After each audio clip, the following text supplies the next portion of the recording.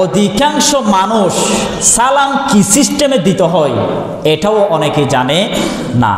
বিশেষ করে এলাকার গণ্যমান্য মেম্বার, চেয়ারম্যান, এমপি যে সমস্ত লিডাররা আছে তাদের বক্তব্য আপনি একটু শুনে দেখিয়েন।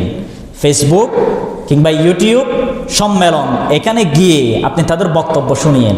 সালাম দিয়ে কীরকম দেখেন, সালাম আলাইকুম অথবা আসসালামু আলাইকুম, সালাম আলাইকুম, সালামাইকুম, এরকম সালাম দেই নাকি দেই না? আমরা এমন লিডার পেয়েছি সালাম কিভাবে দেই এটাও জানে না।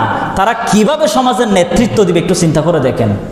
এটা আসসালামু আলাইকুম ওয়া রাহমাতুল্লাহ ওয়া বারাকাতুহু, এই সুন্দর একটি বাক্যকে তারা ভেঙ্গে দিয়ে এই বাক্যের পর্যন্ত অসম্মান, বেইজ্জতি তারা করে। তাদের থেকে আমরা কি আশা করতে পারি এবার নিজেরা একটু চিন্তা করে দেখেন।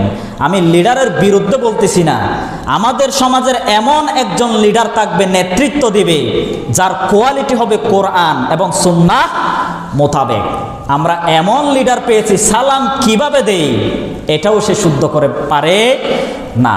এজন্য এই সালামের পূর্ণাঙ্গ সহি শুদ্ধভাবে মানুষ মানুষের প্রতি সালাম অভিবাদন স্বরূপ এটা সম্মাননা দিয়ে সালাম দিতে হবে।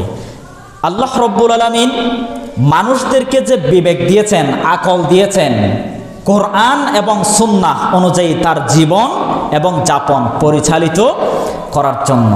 এখন আমাদের বিবেক, আকেল শক্তি, জ্ঞান শক্তি সব কিছু আছে, কিন্তু আল্লাহর কোরআন, রাসূল করিম সাল্লাল্লাহু আলাইহি ওয়াসাল্লাম ওনার সুন্নাহ আমরা আমল করার জন্য চেষ্টা করি না। একজন মুসলমান আরেকজন মুসলমানের সাথে যদি ঝগড়া ফাসাদ হয়, হিংসা বিদ্বেষ যদি আগে থেকেই থাকে, কিংবা রাজনৈতিক কারণে যদি কোনো মনোমালিন্য থাকে, দেখা হওয়ার সাথে সাথে যদি সালাম বিনিময় করে, তাদের মধ্যে হিংসা বিদ্বেষ সমস্ত কিছু দূরীভূত হয়ে যাওয়ার সম্ভাবনা 100%।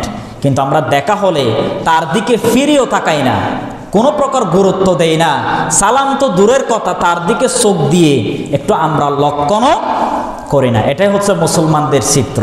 আপনি কিভাবে মুসলমান দাবি করেন এটা তো আফসোসের বিষয়। আমরা যদি একনিষ্ঠ মুসলমান হিসেবে দাবি করতে চাই, আল্লাহর এই যে সালামের আয়াত এটা মানতে হবে নাকি হবে না? কথা বলেন, হবে নাকি হবে না? যদি সালামের প্রচলন আপনি ঘটাতে না পারেন, আপনি কখনো পূর্ণাঙ্গ ইমানদার, পূর্ণাঙ্গ মুসলমান হিসেবে কখনো দাবি করতে পারবেন না।